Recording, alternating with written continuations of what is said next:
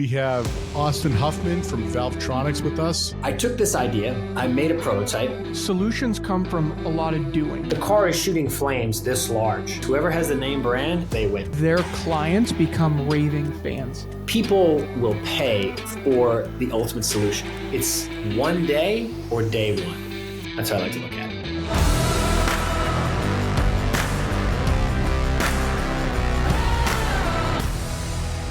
Welcome to another episode of Behind the Rise podcast, where we had Austin Huffman on from Valvetronic.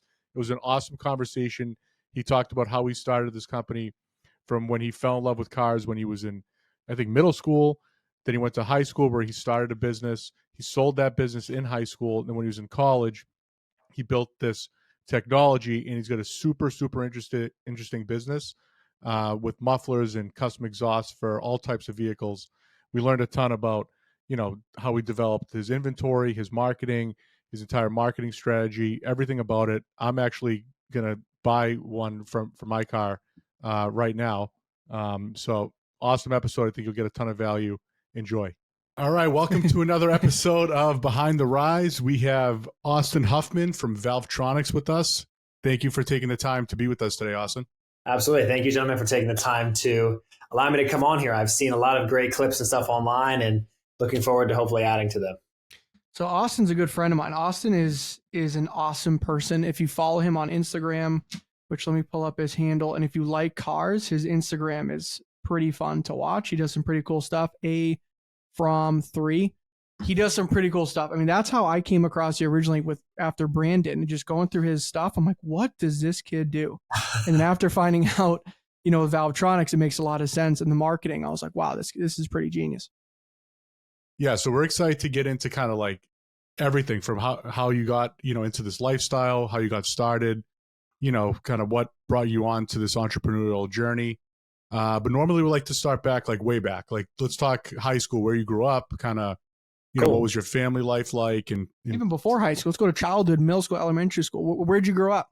So I'm originally from Wellesley, Massachusetts. I grew up and I ended up going to a private school initially, and then I ended up transferring through a different private school during my kind of middle school years. And it's funny because we talk about the childhood being the basis of a lot of people's businesses. They may have ideas and stuff they want to just continue because their existence has always existed in a certain stratosphere. For mine, it was always the automotive industry. So I remember this whole automotive journey and excitement that I've had started when I saw, in 2007, I was on a family trip. We were in Italy, and I saw an Audi R8. This is 2007, right when the cars came out. And I remember I'm sitting in the back of a diesel BMW 7 Series, sitting in the back seat, and I see this shape. And I'm like 9 years old at the time. So I see this, and I'm like, whoa, what is that? And I think at that moment, I got really, really excited about the automotive just aspect of my life. And throughout my kind of middle school and even younger, I wasn't a super popular kid in school. So I didn't have that big group of friends. I wasn't out like going to or playing sports and stuff when I was at that age. So I always kind of found a harbor for myself in cars. After having seen this car that I thought was so special, that kind of began the building of the obsession. And I bought car magazines, and I would drag my mother and father to take me to like Ferrari, New England to go see the cars when I was younger. So that's where it all really stemmed from. And then after my kind of middle school adventures and such, just getting educated about what the perhaps car industry would have in store for Austin as he got older, I ended up going to St. Sebastian's, which is a school in Needham, Massachusetts, Catholic school. And I didn't really have an identity there either until I got my driver's license as a sophomore. And while I was, trying to figure out what I wanted to buy for a first car, because my father, he said to me, he was like, I asked him, I said, what are you going to buy me for a first car? He laughed at me and goes, you can buy whatever the hell you can afford, pal. I'm not buying you shit. So nice. I had to figure out like what I wanted to get. So I ended up buying this BMW I'd always wanted because I was modifying kids' cars at school. And it actually turned out to be modifying those cars, and it was modifying the parents' cars, doing oil changes, service work. I can expand on this business a little bit later, but that's kind of how the progression expanded as I got interested in the automotive industry from young, looking at car magazines and building the obsession there.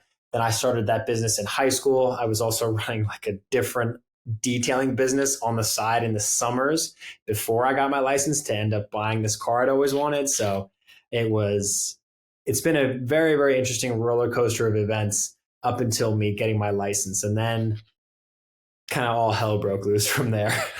How did you learn how to service and all that stuff? Was it like a YouTube education type of deal? My father instilled in me this saying that if anybody can do it, you can do it. And I remember just anything that I was interested in, whether it was window tinting or doing anything with vinyl work or having some creative vision. When the other kids at my high school, when they turned 16, they got two things. They got one of two things. Either was a black Jeep Grand Cherokee or they got like a silver or gray Jeep Wrangler. And they got these very nice cars, but it was right off the lot and the parents bought them the cars. And when I tell you guys, I'll bring up a photo and I can share it to you guys later. The St. Sebastian's parking lot looked like a Jeep dealer. It was all these new Jeeps and everybody had the same car. So one person came to me and they said, hey, I want to do like wheels and tires. I want to do this. And I said, well, I don't really know exactly what I'm doing. I didn't communicate this to this person, but I just said, oh yeah, sure. I'm sure I can figure it out. So we got a lift, which I had installed at a shop locally in the Natick area. We got wheels and tires. We had all this stuff installed and we did like a light bar and some other things. Once we did that first project, the kid paid me for that. I ended up charging him strictly for the parts. We did the labor for free because I figured it'd be good advertising. So we did that. And then we took this Jeep and we left it in the school parking lot. Everybody was like, holy shit, I need this. And then all the parents contacted me saying, hey, our son wants to do this to his Jeep. Can you write me an invoice? Or can you like tell me how much it's going to be? And I was writing invoices using like invoice generator. It was real bare bones. Granular, yeah. Exactly. Yeah. I mean, quite frankly, back then I had really no idea what I was doing, but I just figured it out. And a lot of people, they needed the service. And then it turned into me doing service work for the parents. I remember there was a good customer. It was the Seidel family, and the son had a Jeep Grand Cherokee that we did like black wheels, red brake calipers, window tint, all the grill, all the trim black. So after that project was done, the father had a Maserati Quattroporte that he wanted all blacked out because it had like the silver wheel. So we did black exhaust tips, black wheels. We made the calipers red, tinted the windows, just like very generic kind of modification stuff. But it all came out of me just trying to figure out how could I service these people. It was a fascinating adventure, but that's kind of where it all began. Because that sounds like you had like an entrepreneurial bug a little bit. Usually, like when people get into this, it's like they were exposed to entrepreneurship down the road. What did your parents do? Like, did it come from them? That, you know? I wonder if my sister's going to end up seeing this episode. I don't want to throw her under the bus too much, as she is absolutely lovely and wonderful. But he was kind of the problem child when she was growing up. So then when I was, 16, 17, my mom and father, they just kind of were like, all right, as long as Austin's not getting arrested or doing stuff like that, he's okay. So I was kind of left to my own devices. And wow, I'm sorry, I'm going down so many rabbit holes here, but my mother and father always worked. And my mom would wake up to go work at Children's Hospital in the morning. She'd wake up at like 5:30 in the morning. And she would leave most of the times before I was awake to go to high school. So I had this housekeeper. Her name was Maria. Maria was Brazilian. She went to school until third grade. And she was literally just a body to be in the vehicle with me for wherever I wanted to go. So I got my learner's permit, and it was like I got my license at 16. Because we had this white marshmallow Honda CRV, and I would go around and arbitrage anything. I would buy wheels. I would buy suspension. I'd buy carbon parts. I'd resell them. I'd pick this up. I'd go pick that up. I would go deliver this for a fee. It was like I became like a courier service. It was so funny. And that's kind of where that bug began, because I knew that someday I wanted to buy myself a car. And I had worked like kind of odd jobs with my father. My father does commercial real estate, and he taught me the value of things that I didn't want to do. So he would have me dig ditches with him like in the summer as I was like 14, 15. And I figured out the work that I really didn't want to do. So that's where I was like, all right, well, if I can buy this and then sell it, I can make as much as I would make working for my father in a week. And it was kind of because I didn't want to shovel shit in the summer. So that's why I was doing that type of stuff. So it's an interesting motive. It's almost saying like, well, I know I don't want to do that. So how can I make the same money doing something that I like to do and more? If, you know what I mean? Like doing almost like a passion project. I feel like that's like kind of good relationship advice too, because you might not find exactly what you want out of a relationship, but you find out things that you don't want. So big time. That's for sure. I went through that experiment. That's for sure. I think we all have. Yeah, definitely. And so have I. But so now, like you're doing that in high school, right? And then where did that progress to? Did you stop when you went to college, or kind of where? So the company that was kind of started was called Expert Auto Detailing, and I had like all this fun merch and plate frames and all this stuff made. And when it was time for me to go to school, I had earned pretty much what I wanted to earn, and I had done a lot of really cool projects. I made a website, and we had all this stuff that we were showcasing. It was detailing, doing automotive service work, modifications, pretty much anything someone wanted me to do, whether it was like heavy modification work, I would figure out some way to get it done. But when it was time for me to go to school, I realized that it was very much in a single geographic area. So I ended up selling the book of business for nothing. It was like 10 grand. I sold like the people I had contacts with at my school and some of the parents and stuff. So I sold that. And then I went off to university. And the university story is even more interesting because that's when the Valvetronic idea really came to be. Because when I was in high school, I ended up using the money that I had earned, and I bought this BMW that I always wanted. And my mom, God bless her, she would wake up in the morning to go to work. And if there was a time when she didn't make it out the door before I left, I would start this BMW that I had, done like downpipes and all this crazy exhaust work to, and it would rattle the house. Like she would come down screaming at me, "Turn the car off!" She would come that loud. Holy shit! Yeah, it was stupid. Yeah, it was dumb. But also too, I mean, in hindsight, right? You've heard a lot of loud cars, and I'm so exposed with it. There's a Ferrari 458 on the other side of this wall, and we just put an exhaust system on it, and it doesn't have cat bypass pipes, and I think it's quiet. So now I'm very jaded. But back then, everything was so loud, especially to my mom. So I would start the car, and she would scream at me. And then she was in the car one day. I forget where we were going, but she goes, "Austin, why don't you make it so it's loud when you're in the car and then quiet when I'm in it and you start it in the morning?" And I was like, wow, that's a good idea. So this car that I had at the time, I did something which is known as the 1/2 PE mod. I'll give you guys I'm going to use these as little props. Imagine this is the rear of the car. These two little crests are the mufflers. So what I did with my BMW is I took one of the mufflers out, kept this one, and then I made a straight pipe, like a pipe around it with a valve on it with a little key fob. So I could just bypass this and go straight out. Now, the reason I did that is because it allowed me to control how loud the car was on the fly, which is what everybody wanted. So I took this idea, I made a prototype, and we put it out on YouTube. It's actually still a video that has a bunch of hits on the Tedward YouTube channel, if you want to go look that up. So on that channel, we put out maybe 4 or 5 videos on this car with this exhaust. And my Instagram was tagged in that YouTube video, and everyone came to ask me. They were like, "Hey, I want to buy this. Like you did this. I want to buy it somewhere." And I said, "Well, why buy it? I teach you how to do it in the video." And they go, "Well, I don't want to do it myself. I want to buy it." So then I realized kind of now how my business has progressed into the position it is now. People will pay for the ultimate solution for whatever it is, whether it's, like your stuff with the food service. It's like people will pay for that type of convenience in the same way that people in my industry, what we offer is very dynamic. Depending on what vehicle, like you saw my Ram TRX, which is absolutely fucking ear shattering when the valves are open. It's so loud. But then when the valves are closed, it's fine.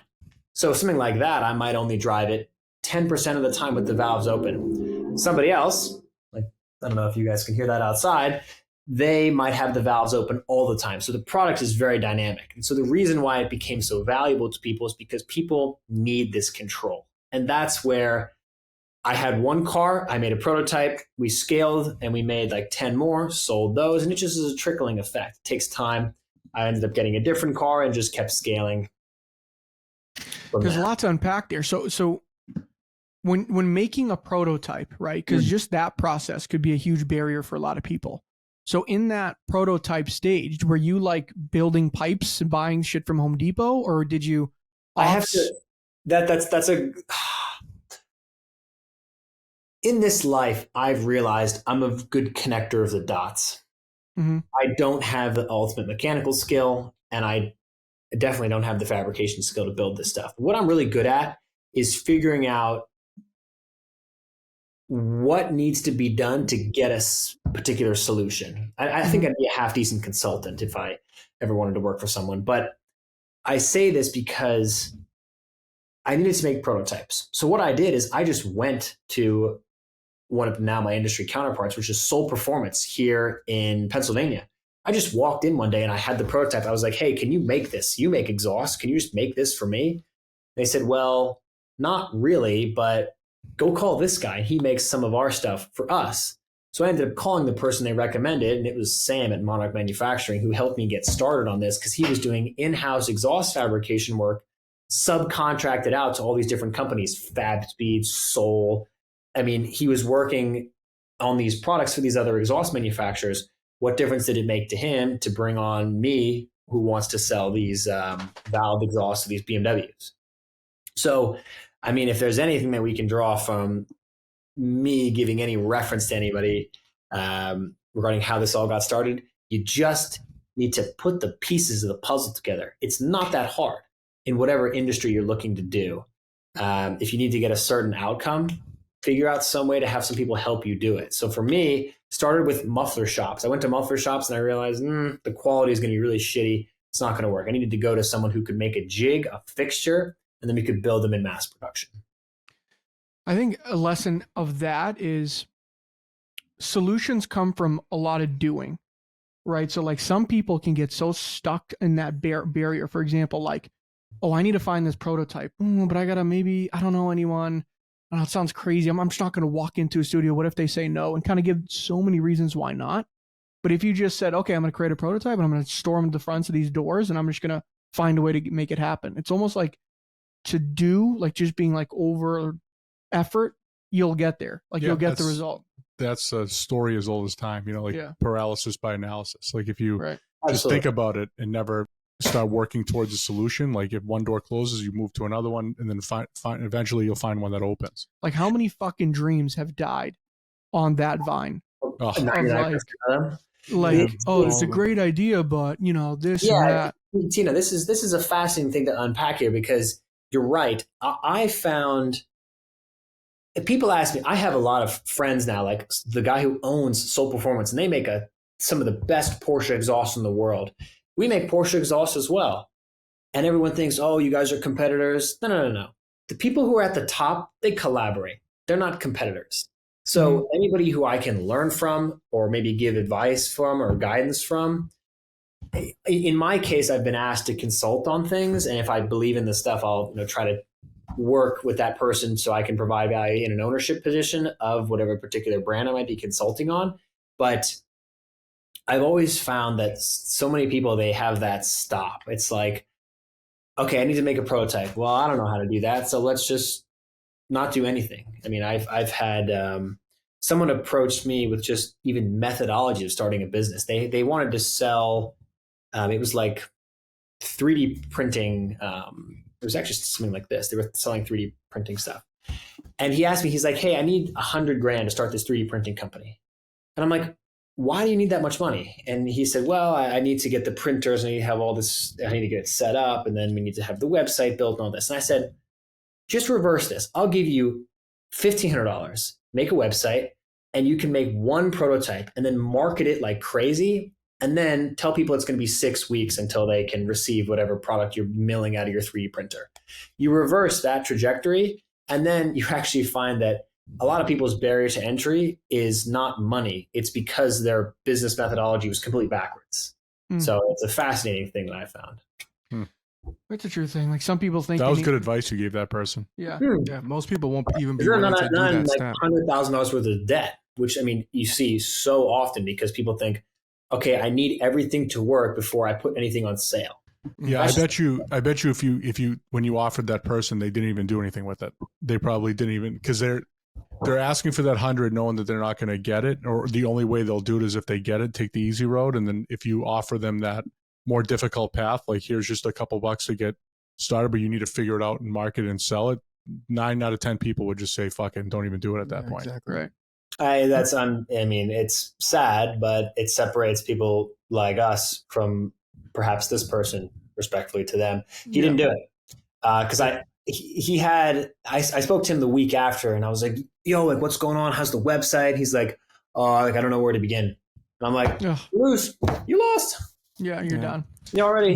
Yeah, and that's part of the reason we even do this podcast is because people think that like starting your own business is like rocket science, and it's like this big mythical like elephant that you need to, you know, like take down, but it's really not. It's just little battles that you just got to progressively push through. And then when you look back on it, you're like, wow, that was a lot.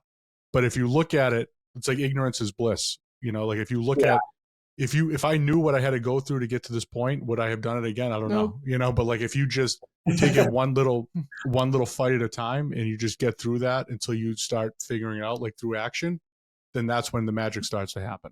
This is also, I love that you brought that up, because something that I remind my team every day, and I'm sure we'll get on this topic as well. You're never going to be successful without the right team. That's the key thing, if I can say anything. But what's very interesting is in terms of like the way people interact with the challenges they have. Every day there's something wacky that comes across my desk, maybe something that doesn't fit properly, or we have some customer service issue because we move a lot of product nowadays. And anything that's like a big issue, my team will freak out and, oh no, what are we going to do? And I'm like, we'll figure it out. We're still here. These problems are A, not going to kill us, and B, I always take it as in stride. It's nice to know that I have the opportunity to deal with challenging problems like this, because I could be, mind numb to this stuff and it not be interesting to figure out the problems and the solution, or figure out the solutions to the problems. That's something I've always found makes everything very lighthearted. Is cool. I get to figure this out now. We get to fix this. We get to work on this. We get to find the solution to that. It's always grateful to be in the position to take on a challenge. There's one thing to say it though, and one thing to live it. Truly, like being around him and getting, me and Austin get dinners, whatever. Like he really has that mindset. Like not a scarcity mindset, very lighthearted. It's hard to be that way. We're not like that. No, we see problems, we get bullshit, and then take it on. Then live in it and like marinate in the problem. Yeah. But he has a very different mindset to that. But there's also one thing that Austin, you mentioned, was your first couple sales is really important in any business. And he got his almost in this on YouTube, you said, right? So that shows, the power of YouTube specifically, and being on, kind of getting yourself exposure in the right niche networks. It sounds like that YouTube network was a really niche network for the car industry. And that was a good first place to kind of test a market for that product. Definitely. Well, what I find is this, and everyone's business is very different in the way things are marketed, but ultimately at the end of the day, most businesses are all the same, whether it's consumer products or service businesses, it's all the same stuff.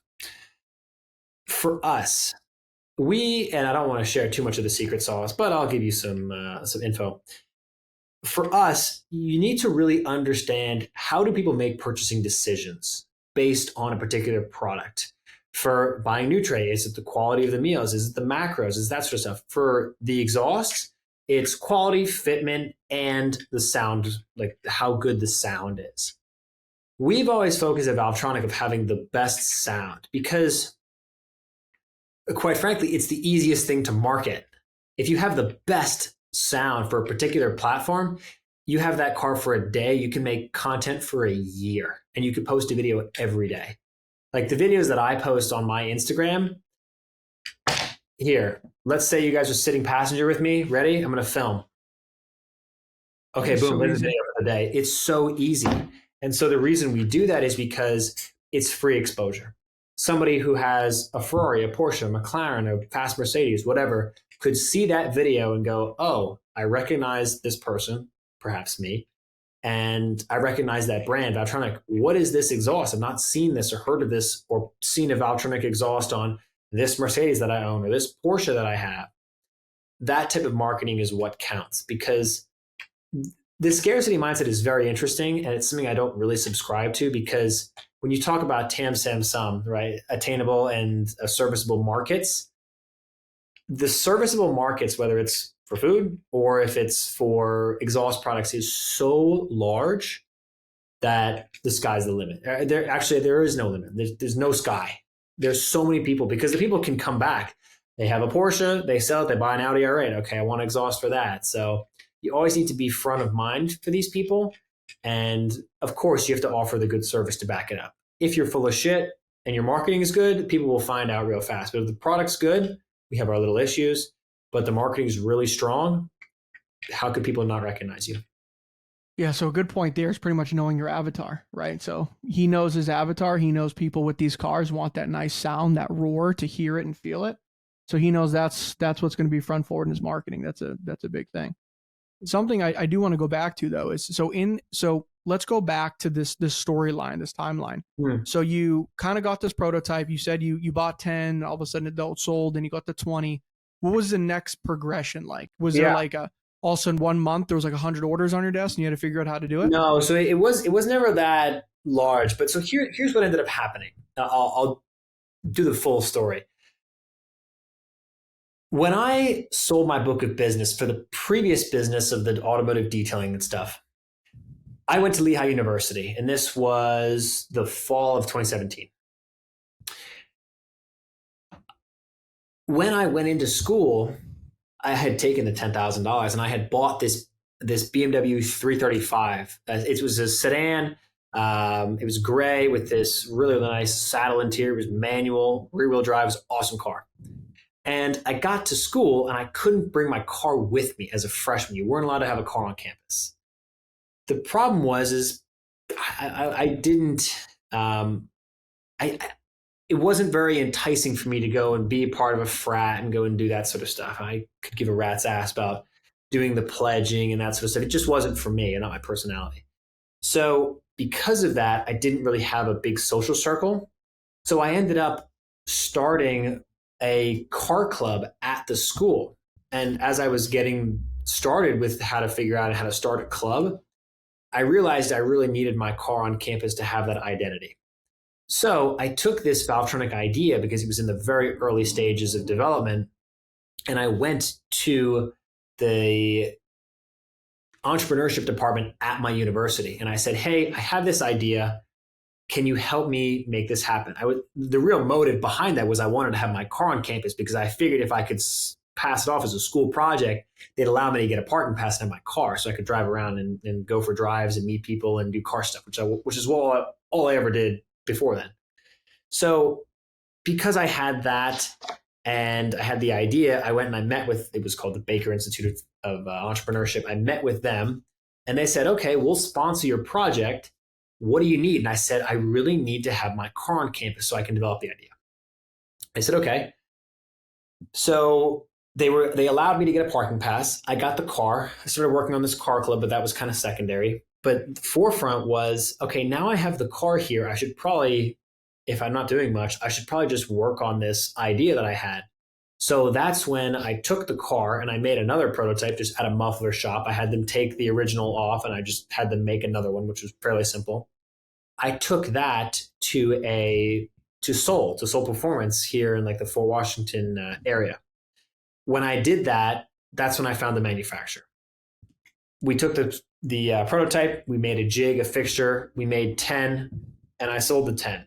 And then from there, the sales of that product were never massive. I think we only ever sold maybe 250 of those. It was never a crazy amount. But what happened is I had this BMW sedan. I sold it and I bought a red E92 BMW M3, which is the V8, which is a totally different exhaust. So I ended up finding a way to have an exhaust built for that with valves. So I put that on the car, and then I did the same thing. I did the same process. I made a bunch of videos. I said, oh, this is the new Valvetronic exhaust for the M3 now. People said, oh, I want to buy it. So we put out the videos and such. And this was the time where I had a pretty well-functioning website, and we were starting to get involved with affiliates and some of the other things. And from there, some big sponsors actually reached out because we had such a social presence for such a small company. Even at that time, I realized, as I still do today, it's all about the awareness. It's all about, the exposure. So because we had this exposure, we had this guy, his name is Spencer Burke. He contacted us and he wanted to get exhaust for his M3. So we sent him out an exhaust for free. He made a bunch of videos and it kind of scaled from there. We did BMW stuff. Then someone said, hey, I've got this Porsche. Can you make me an exhaust? So I figured out a way to have one of those built. And it just kind of trickled from there. We started with one platform, made a couple, then we made more. It's just kind of the way the business continued to evolve was just people would contact me. I would try to take a full price retainer up front and say, hey, okay, I can get you the system. It's going to be 2 months. It's going to be 8 weeks.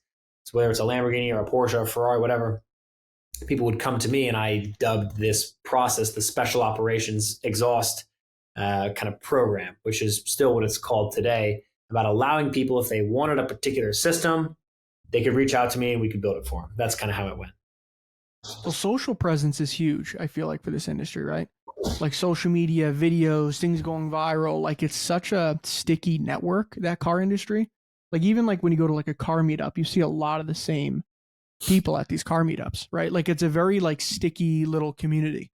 Definitely. Yeah. And so the stickiness is one thing, but I do find that people will single out and search hard on the internet for the best sound configuration for certain vehicles. This really became very apparent with the following vehicle. BMW released their M3 and M4 coupe of the F80 generation in 2015. The cars came out of the factory and they sounded like absolute dog shit. And the previous generation of that car had this big V8 engine, which just sounded incredible. And that's actually the vehicle that I had. They went from this incredible sounding vehicle to a car that really sounded awful. So everybody was hot on the trot to try to figure out how do we make the car sound good. And then there was a development in like 2019, 2020 for something called the equal length exhaust, which is where an engine at the end of the day is just a big air pump. Honestly, you take air and you take fuel and you put it together and you make propulsion or power. But then when the exhaust is removing those spent gases, and the exhaust pathway is really important. If it's different lengths, you get a weird sound. But if you equalize it and the exhaust travels exactly the same distance from the engine to the back of the car from all the different pipes, the car sounds really good. So people figured out how to make this equal length exhaust, and it made the car sound phenomenal. It really sounds good. So because of this, that kind of development got shared everywhere. It was all over. So because of that, we ended up getting into the equal length exhaust development stages, and it was fueled by this social push because everyone found out, oh my God, look at this video. This car sounds awesome. Why? And so everybody shared that, and that's how these things travel. Another good example is a company called Gintani. Gintani makes these incredible Lamborghini exhausts for the SVJs, the Aventadors. And they did the same thing, that equal length, that equalized isometric design, increases the pitch, makes it sound like an F1 car, and everyone loves that. And because of that again got shared all over socials, and it was the thing, and everybody wanted to buy them.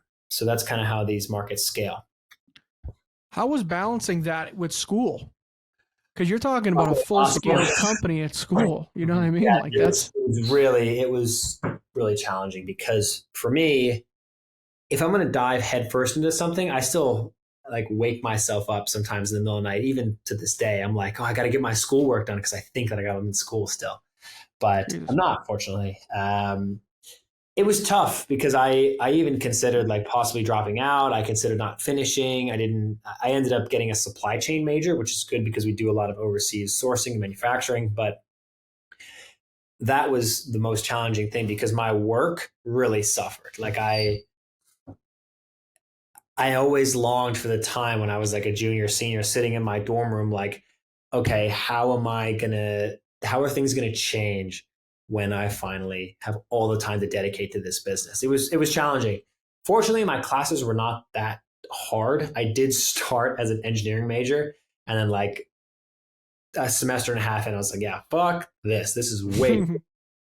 It was just extremely challenging. So from there, I ended up getting into the supply chain realm, just like in the business school, and my classes were less strenuous. I still think that I learned a lot, but a lot of the learning went on like in the extracurriculars with the Lehigh Baker Institute and the other programs I was involved with. So it was interesting for sure. I got a question just about the product itself. So can you do an exhaust for any type of vehicle? Yes. So if I have like an Escalade, you can create an exhaust for that. Yeah, actually, we have a lot of those because here's the thing, right? Correct me if I'm wrong, but if you were to get an exhaust, you would want it to sound good, but you wouldn't want, when you have people in the car, you don't want them to think that you're a fucking asshole trying to compensate for something with a loud exhaust, right? Right. So we do a lot of bigger Escalades, SUVs, trucks, Jeeps, because you need to have the flexibility. Imagine if you could just, when you're by yourself, open it up on the highway, just crank it up and you get some nice aggressive sound. And then when your wife or kids or whoever is in the car, just close it and they never know the car is modified. That's why what we sell is so valuable. And we really push that because in the past there was compromise and people don't buy what you sell. They buy why you sell it. And the reason why people buy Valvetronic is because there is no compromise. Because you can roll around, not get in trouble, not have the police all over you, and just enjoy the car, but have this extra sound when you want, and it's on demand. And you could choose if you want it to be open all the time, you can. If you want it open maybe once in a month, sure, you can do that too. So the product has such dynamic operation per whatever the driver decides. So that's awesome. Yes, and that's literally like one of the reasons I wouldn't do that on my car is if it was like that all the time. You know, Here's your kids. Yeah, but I'm a perfect example. Like I got a car. Like sometimes I would want to feel that, but not all the time. It's you don't want to be obnoxious about it. You know, so that's cool. So no one's trying to can anybody try to rip you off or anything, or do you have patents on this? There's so many people who do this. There's so many products, so many companies that make these valved exhausts, but what separates us from everybody else is because we've really developed a cult following. People are very excited. We have our fair share of problems like any company would, but we've really worked hard to have very, very good service. People trust that we will take care of them if there is a problem with the system. People know that when they buy something from us, it's not cheap, but it's going to be the best sound. And that's why we've become very popular, is because we focused in on that niche, which is we're going to focus on that best sound. And what I found, though, is people can kind of try to copy our designs of the exhaust, like on the wall up here above my head. This is an exhaust for a Lamborghini Aventador S. And, someone else could maybe make this system and try to copy it. And that's totally fine. And they can go ahead and do that. But actually, at the end of the day, it doesn't matter, because whoever has the name brand and whoever has the best videos on YouTube, they win. I'll give you a good example. I mentioned the company Gintani earlier. Mm-hmm. Gintani developed this exhaust for these Lamborghinis. Actually, it's the same exhaust. It's the same car that's pictured of this exhaust. I bring up this reference because of the following. They made a bunch of content and videos and sound clips of their equal length exhaust where it sounds like a Formula One car. They sold a bunch. They're $17,000 each just for one exhaust. Jesus. The handmade here in the US, they're really, really awesome systems, but it's just pipe. There's no mufflers, there's no valves, there's nothing. It's just literally pipes that come out and that's it. Very simple. They sold a shit ton. About 6 months later, I made the same exhaust. It was half the money. It had valves. It had this control. It had an integrated factory exhaust valve controller. You know how many I sold? None. Because it doesn't matter. I've now sold a couple, which is nice. I actually sold one yesterday, but it doesn't matter if you're going to copy. You just have to be first to market with a lot of this stuff. And you have to have the best videos and the best sound clips. Right now, in the shop, we've got this 458 Ferrari 458 Spider, and we have an Audi RS7 C8, a brand new one. The reason the cars are here is not because I want to do installs on these cars. We're actually giving the people free install. I want the cars here because I have an airstrip we use for sound clips. And what's the best place to communicate what a car is going to sound like is on a deserted airstrip where there's no other sound, so you can just hear the car race past the camera. At the end of the day, our goal is to project what the experience is going to be like. There's no better way to do that than get a car on the airstrip and rip down the runway, because that's how you're going to incite someone to be like, oh, fuck yeah, I want to buy that. I don't want anything else. I want to buy that one. That's awesome. The Ferrari that's here, we're going to do 4 different videos with 4 different exhaust configurations. So doing the rear first, and then we're going to put some bypass pipes on it. Then we're going to put some headers on it. So we're going to make 4 different videos so the customer can pick, hey, your car is going to sound like this when you buy this. And it's just, you got to make it fucking easy for people to give you lots of money. That's it. I love that. So so that brought up a question I was going to ask. So you don't do install. So you manufacture the systems and then what, ship it to them and then they get it installed themselves? Yeah. So the money is in the distribution. The money is not in the installs. There's a lot of install shops, but the real value that we provide is because if we're going to do the engineering and the development to make the best system, we're going to make it so it's repeatable, make it so it's simple to manufacture, and then we can build them. We can build 50 or 100. So we're not limited by our time. We're limited by the amount of people we can sell to, which is boundless. But if you have a small shop and you only have a certain number of lifts, there's your ceiling. You can only do as much as you can have for throughput.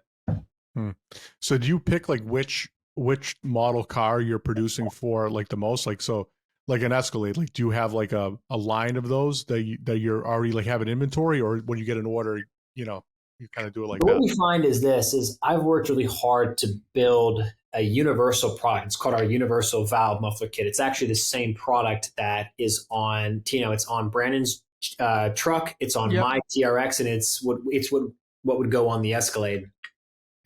It's just a muffler. It's about this. Oh, it's knocked over my shelf. It's about 20 inches long or so, and you can put it on literally any vehicle and you can give it this valve technology. And the best part about it, it's $400. It's not even expensive. And the muffler gives you that control, and it comes with the controller harness. It comes with everything. The reason I've done that is because the money is in volume. The money is not in it's fun and exciting to sell a $10,000 or $12,000 Lamborghini exhaust, but actually the real value in what you're offering comes down to how many you can produce in your distribution. So those mufflers at $400, we sell a bunch of mufflers because they can go on literally anything from Escalades, Jeeps, Subarus, classic Mercedes, classic muscle, anything you want to put this muffler on and give yourself a valved exhaust. Easy enough. Just have to wire it up, weld it in, and that's it. Do a lot of people give you shit about, like, let's say outsourcing or manufacturing this overseas compared to the US? All the time. Yeah. But you know what? And this is a really interesting question, Tino, is because for so long I tried to defend myself. Oh, engineered in the US, whatever. What I find is you can disarm people real fast when they say, hey, where's it made? China. And that's just end the conversation there, because then you move on. China, period. All right. Yeah. And so why don't you make it here? I said, if we were to make some of our systems, if we were to build this exhaust in the US, it would be 5 times the cost of production, and it wouldn't be any better quality. So what's the point? Like, there's no value. Now, I will say I bought this I bought this warehouse of 25,000 square feet. It's all optics. So I've got some in-house fabricators who do some fab work on some of our stuff. They can make modifications. We can update valve hardware. We can do those type of smaller modifications in-house.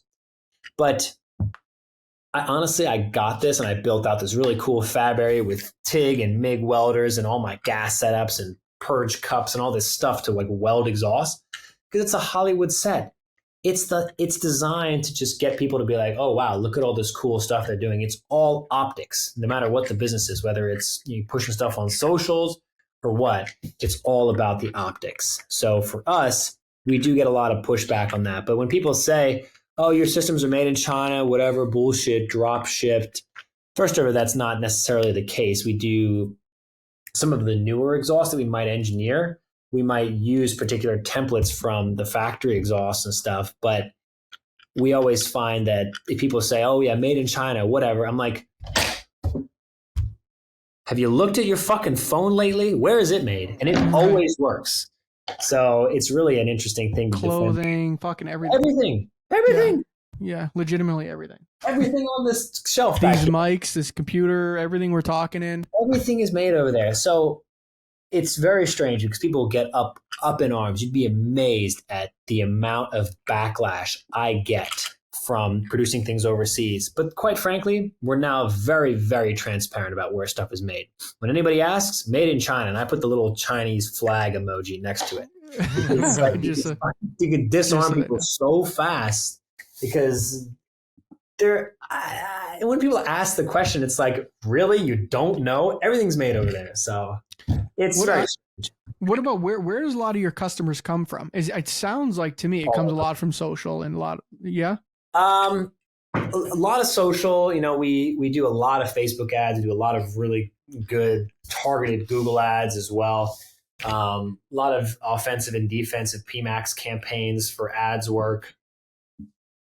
But in terms of geographic location, it's all over the map. You'd be amazed. I mean, California, Florida, Texas, Oklahoma, Washington, like just anywhere that people have cars, people are buying stuff. I always found that people would talk about like the car scene in certain places. Boston has some, and that's enjoyable, but everywhere else in the country, Nashville, Cleveland, Atlanta, like all these places have massive, massive car scenes. There's so many people who are into cars.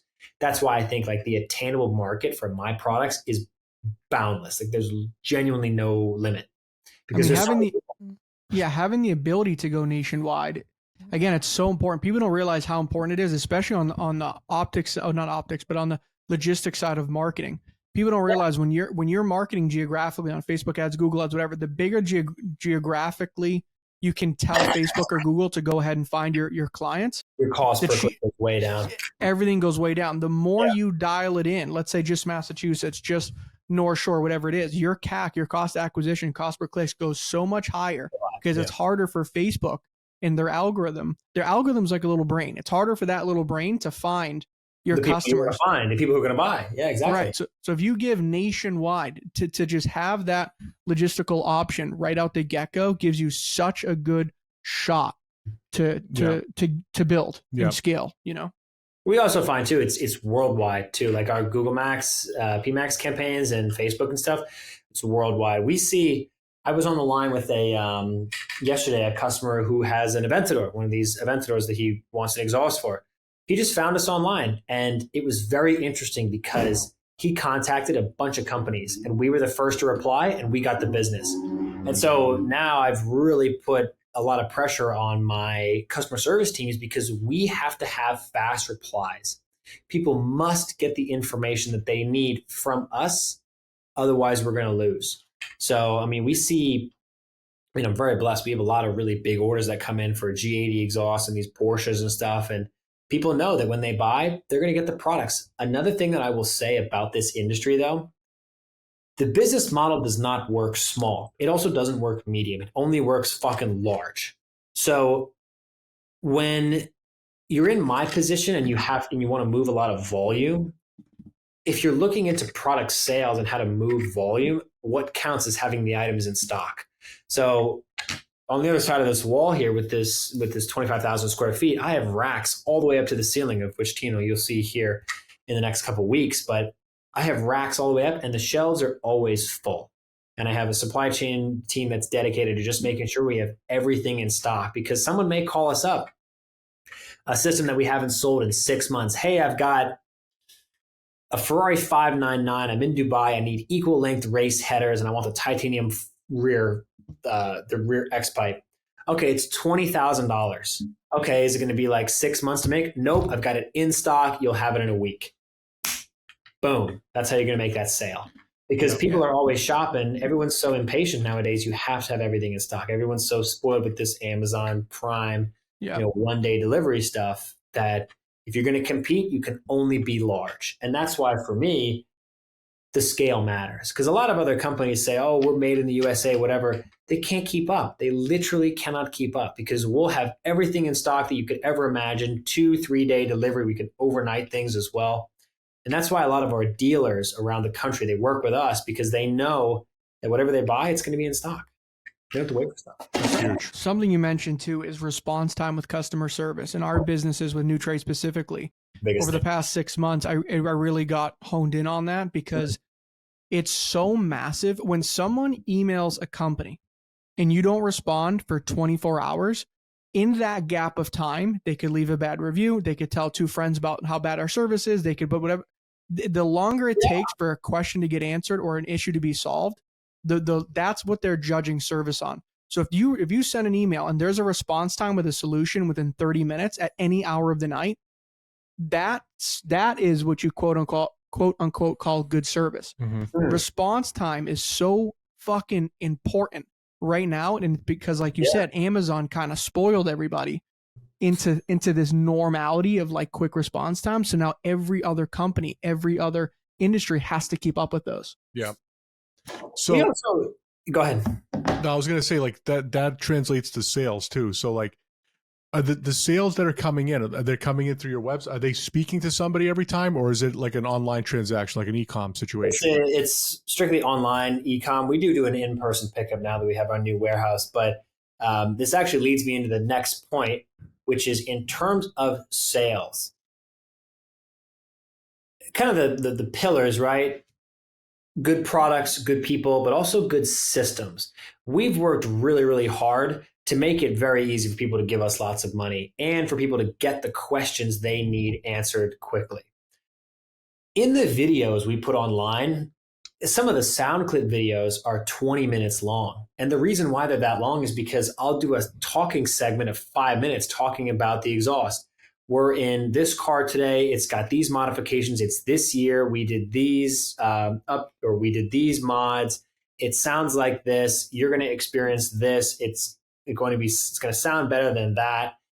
You can give all this information to these people so that when they visit the website, there's not really much for them to ask. So that's been a really big thing. We find a lot of people, it's just they see the video, they see a bunch of social stuff. Once they're in that kind of social realm for Valvetronic, they get put into our funnels for our ads work. Ads keep targeting them. They keep getting targeted. Boom, they make a sale or they make a purchase. So people are buying like these custom exhausts for, 10, 20, 10,000 plus, and they're not even speaking to someone. So they're getting enough information. They feel comfortable enough that they're placing that order online. That's because they have the tools to do so. We also have this live inventory available so people can see what we have in stock at all times. If someone does need, I should say, our average order value is right around $1,000 because we do the lower end, like universal product, which is $399, like for your Escalade. Then we do the really expensive stuff.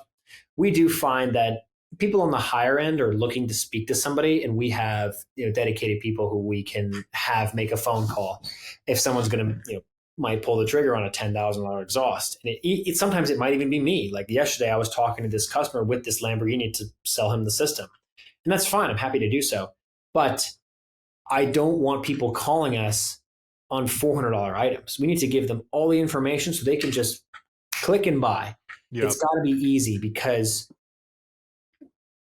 it doesn't matter if you're selling full exhaust packages that are 10 grand or you're selling t-shirts. People need to be able to have the information at their fingertips and not need to contact someone for the questions they need answered. Those questions are barriers. Those questions are just barriers to purchase. It's got to be easy for people to give you money. Yeah. The other thing I want to mention here, because anytime I talk to a business owner and I hear like sales and processes, I always think like channel partners. So like, I wonder how he's getting business. Is he getting business through mechanics? So do you have like a good channel partner network or like You mentioned dealerships earlier. yeah, like dealerships or shit like that? So yeah, we call them. Sometimes they're called jobbers. They would be shops, like modification shops. So shops are normally fielding the customers, right? A customer will walk in, they've got this Porsche. Hey, I'm looking just to get an oil change. Okay. Then the shop develops a relationship. Hey, we do work with this exhaust company. I see that you've got the stock exhaust on this Porsche 992. It's really, really quiet. Maybe you want to take it up a couple of sound notches to make it more enjoyable for you. Oh, okay, that sounds good. Let's look into pricing.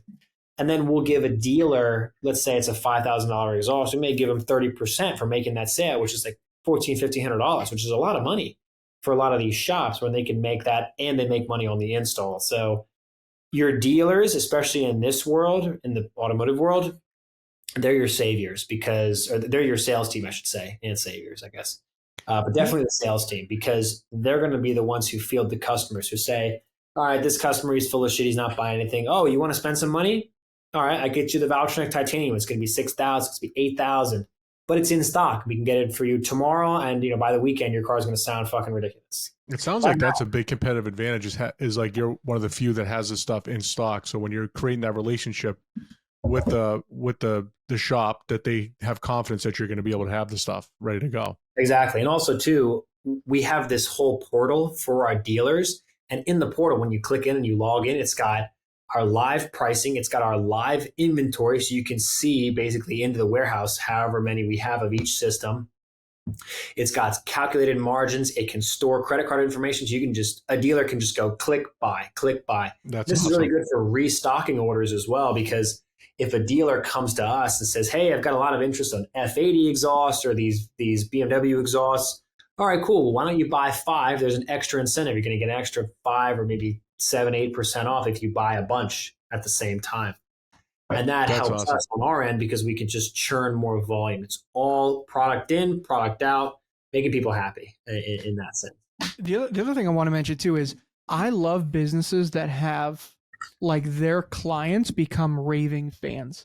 Do you know what I'm saying? Like this industry, if you like a car industry, someone who has a Ferrari 458, right? That person probably is friends with a bunch of other people that have cars like that. And if they have a good experience and love Austin and love the product, you're talking about one client could turn into 10 fast with a product like that. Fast. And actually, it's funny you say that because on the weekend, I delivered a Ferrari F12, which would actually be a good car for you, Tina, if you want something like this. But we did a full race F1 exhaust package. The car was 130 decibels loud, which is it's like you're standing on the deck of an aircraft carrier. It was fucking loud. And the customer had never experienced anything like this. He had this Ferrari for like 4 or 5 years, had left it bone stock. He meets me at this car event, and I'm talking to him. He's an older gentleman, and he's like, I like the car, but I think I'm going to sell it. I don't really know what I want to do. I think I might get rid of it. And I said, before you consider selling it, give me the opportunity to crank the enjoyment and the experience up to 11. Because I promise you, I will give you the car back and you'll never sell it. We did the work. We made a bunch of really amazing sound clips. We went back and forth on the airstrip, and the car is like you're literally at the Formula One Grand Prix. It's amazing. It's so loud. The car's spitting flames, crazy. The customer gets in the car and drives the car for the first time and calls me almost in tears. He's like, I never knew that I could have an experience like this out of a car. Like, it's so ridiculous because the sound is such an important touch point. The exhaust was 10 grand.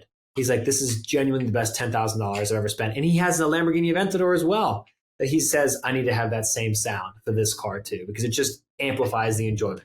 So the sound is that big of a deal, huh? I mean, dude, you don't buy a fucking, it really is, huh? You don't buy a Ferrari to have it like purr a little bit. I remember when I had that Mercedes AMG, I used to like in the morning when I started it, I would just like go and like listen to it. Like that's like the cold start. So I give this reference, and you can kind of put it in girl terms. If you're with a girl and she's absolutely lovely, but she doesn't have any, let's say, interesting features. Yeah. It's boring. No ass. Not really interesting. Yeah, if she has no not ass. Latina. Like, this is not particularly interesting. But if she does, it's like an extra nth degree. And that's the same thing for the car. So it's a very weird analogy, I know. Right. Creates a better ride. No, it's a better ride. Yeah. Yeah. Better Smooth. experience. It's more engaging, as we like to say. Yeah. But it's exactly that. It's a touch point of the driving experience. And that's why for someone who might buy this type of car, the response they get from the car as they accelerate or as they shift gears in an audible sense is so important. And it's funny, kind of as I said at the beginning of this, my interaction with anything automotive related, especially how loud cars are, is so jaded because everything has to be so loud. This 458, we just put the cap back on, no downpipes, no headers. And it's like, it's kind of boring because I'm so used to everything being so loud. Is there such thing as too loud? Is there such thing as too loud? I mean, dude, there's cars that like get police called on the cars because they're so fucking loud. But see, here's the thing. That is the question, right? Is this something is too loud? Yes. But if you have the valves, no.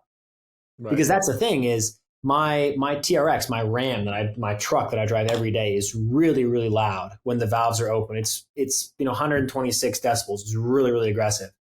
But when you close those valves and you close the mufflers, the truck sounds like it's bone stock. So, and I illustrate this to people as this.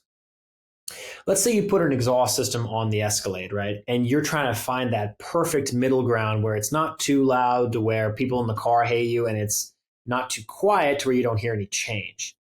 That is a really hard thing to do. But when you have the valves, you don't have to make that choice because you have both options. And I always find as well as I illustrate to people, if people say, oh, I'm just going to do the catback. I don't need to do the bypass pipes or the catless or whatever. I illustrate to them that now that you have the control, it doesn't matter that much. You can make the car louder because you have the control.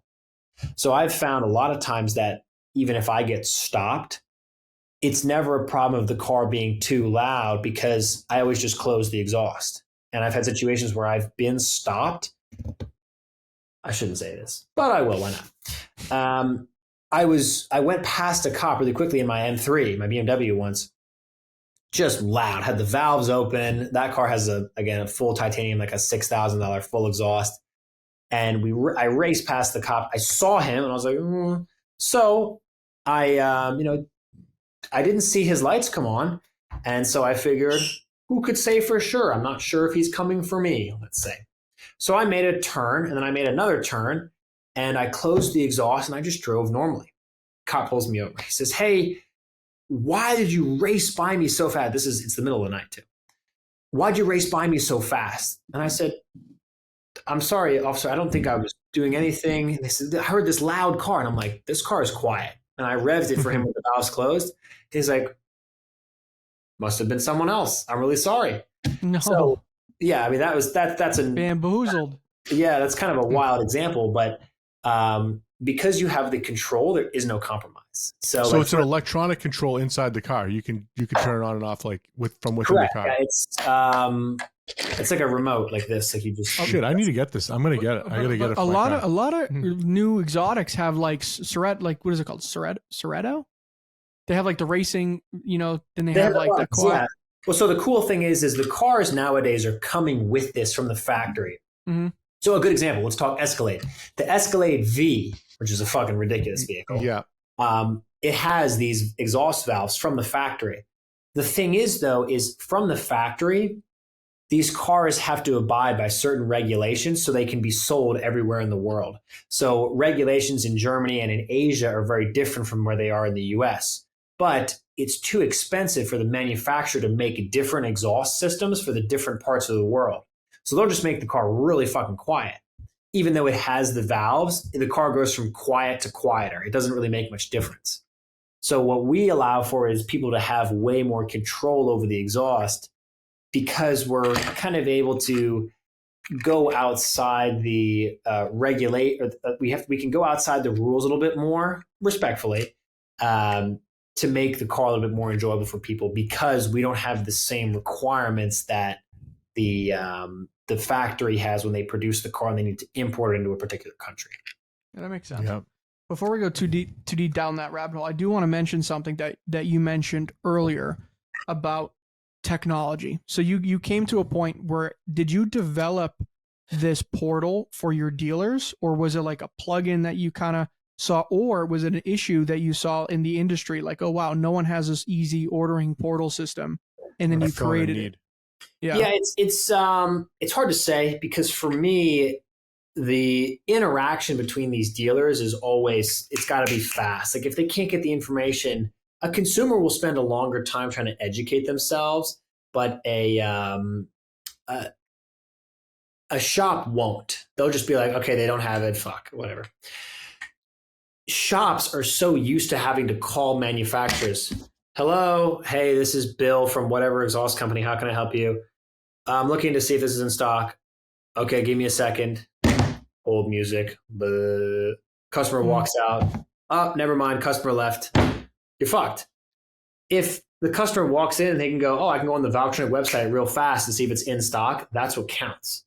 So these tools have been developed to just make that process of the customer experience really, really easy. It's just got to be easy and simple. I mean, because if it isn't, it's really challenging to get that customer to go all the way through the customer journey. So, But did you build that, or was it something that's available that you just like pay monthly for, like a platform or a program? So I have a really good website developer. My website dev team is really, really good. And these platforms are the combination of a couple of different plugins that work together to build this out. So yeah, but the thing is it took us so much time to get all the puzzle pieces together. To find good developers aren't easy, dude. They're really not. You know, they're hard to find. Finding good people as a whole is very challenging. I will say this. Anybody who I've found that has been valuable to this business, they've actually kind of found me in certain senses. And I mean, I'm sure we can all agree on this. We meet a lot of people in this world who are so full of shit, but it's easy to pick that up. At least I find. I found that the people that I come across in the Pennsylvania area here, hardworking, good people, enthusiastic about what we have to offer. I just hired a new fabrication technician, and he had been working in a race shop, and he's just like, I don't like the culture there. And he comes in now every day, and he lights up because it's just like, this doesn't feel like work for anybody here. It's just like we're figuring out stuff, we're working on problems together, we're a team, just having fun, just enjoying the automotive existence. We're playing with cars, we're making sound clips, we're doing burnouts in the back parking lot. It's just a blast to work here, at least I think. To me, it looks like you just have so much fun in what you do.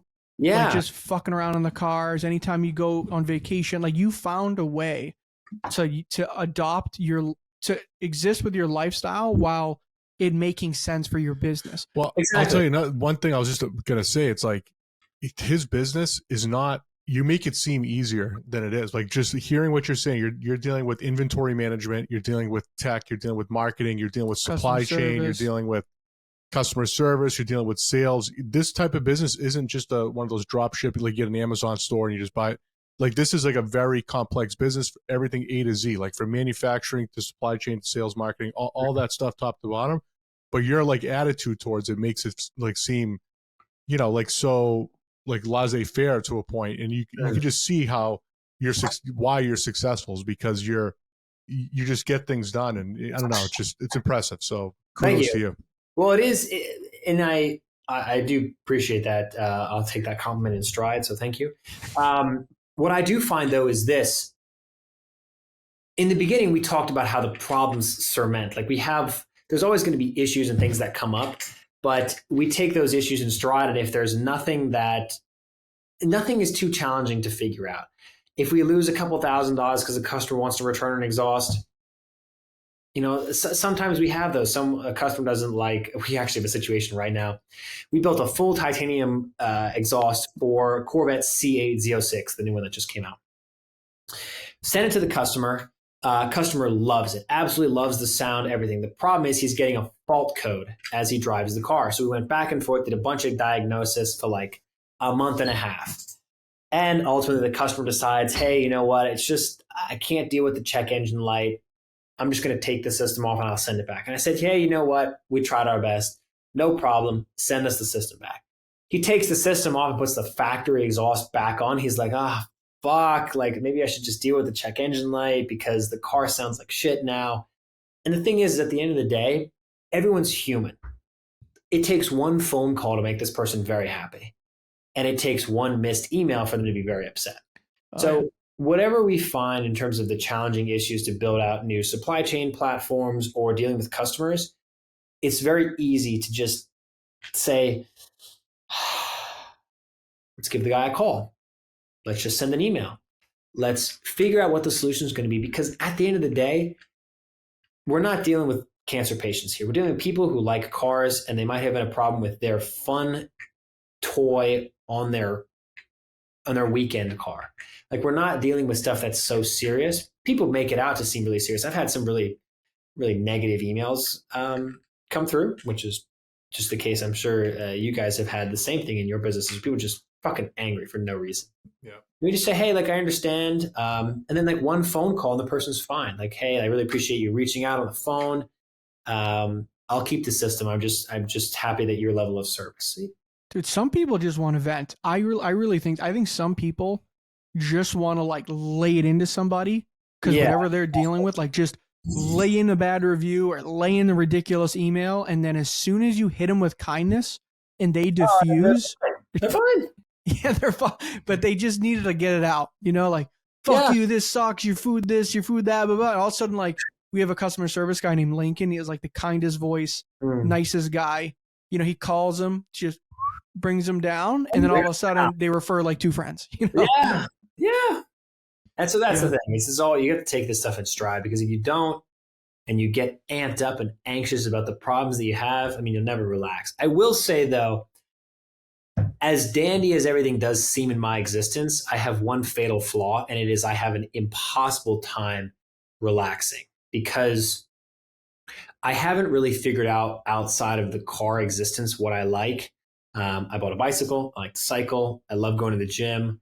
I have really any new adventure to do anything, whether it's jumping out of a plane or going hiking or skiing or snowboarding or whatever, just any type of adventure I want to do and try. But I do find I have a very hard time just trying to relax and be present. So when I'm working on tasks, sometimes in the middle of the day, I have to sit there and just remind myself, Austin, it's April 9th. You're here right now. You're on the podcast. It's 64. You're talking to these great people. And sometimes I have a very hard time with that, just processing the fact that I am here existing right now. It's very strange. And it's something I never realized, because life passes by. I'm having fun, which is great, but life passes by so fast. And I didn't even realize it. This kind of hit me when I turned 25. And I've been very fortunate to have the success that I've had, but I will not be around forever.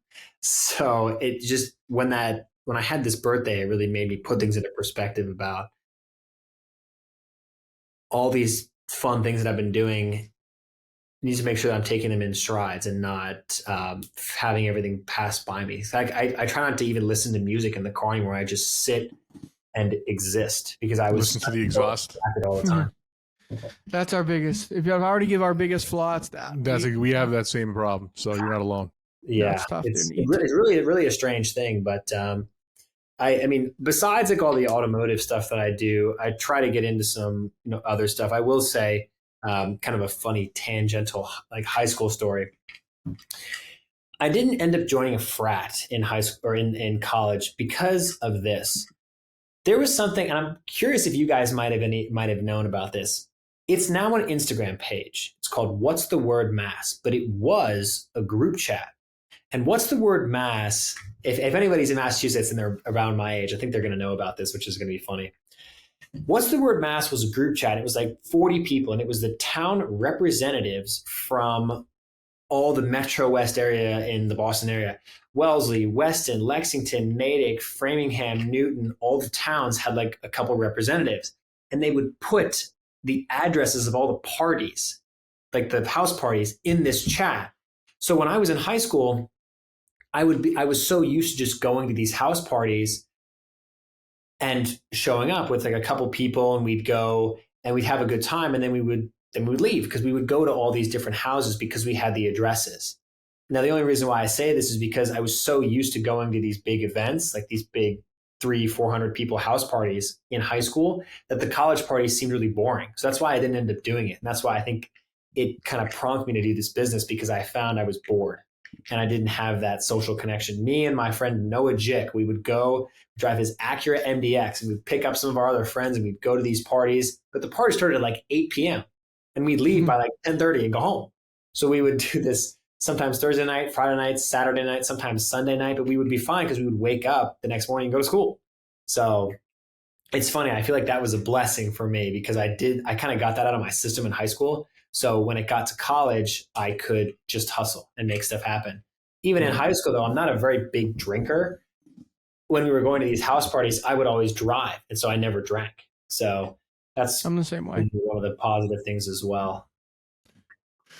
All right. So, Austin, so we're getting close to wrapping up here. So one thing that we ask every person on the podcast is we ask you to share your best piece of advice that you've ever gotten or something that you could pass on to our listeners moving forward. Definitely. Okay. The best piece of advice that I can give anybody who's, we'll keep it business focused for now. The best piece of advice I can give is whatever the idea is or whatever the project you want to work on, you will not have the answer in the same way that I don't have the answers for a lot of the things that I deal with. But you have to just start. If you never start, you will never be able to figure out what that solution might be. In the beginning of this podcast, we talked about how the barrier to entry a lot of times is money or skill set or personnel. You just have to figure it out without those things, because you can always reverse engineer the things that you need. I need people, hire them. I need more skills, learn them. I need more money, earn it. There's always ways to figure out pieces of the puzzle, but if you never start, you'll never know. It's one day or day one. That's how I like to look at it. That's awesome. It's a good one. Perfect. And you got a customer out of me. I think right when we get off here, I'm going to order the thing for the Cadillac. What year is your Escalade? 24. 23 or 24. Okay, so here's what you're going to do. You're going to go on the Valvetronic website. Here, I'm just going to, can I share my screen real quick? I don't think you can on the pod, can you? I don't know. Yeah.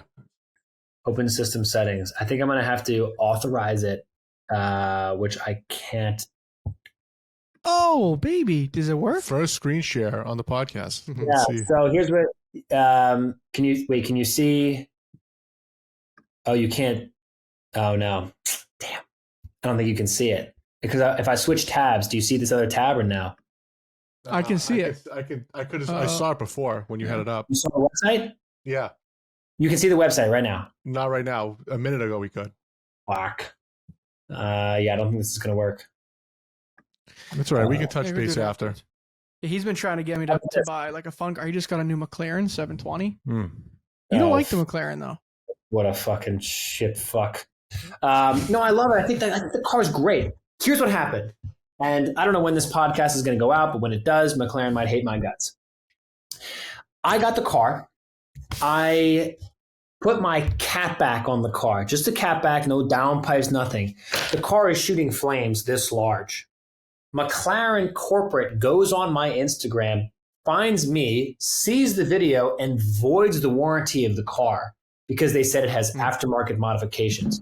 Mind you, the car is sitting at McLaren Philadelphia bone stock right now.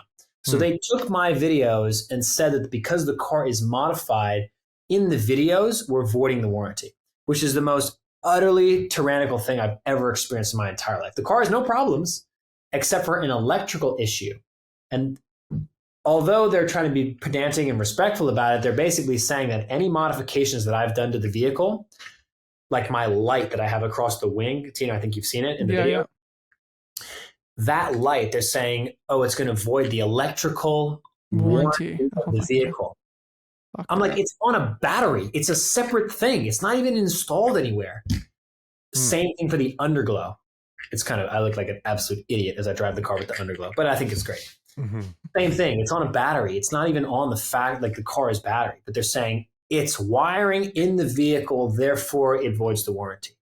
And I'm like, how does this make any sense? Like, that's like saying I bought this lava lamp and the power adapter that I have is everything's correct, but it doesn't work. Up, it must be a problem with the power adapter if the lamp's not turning on.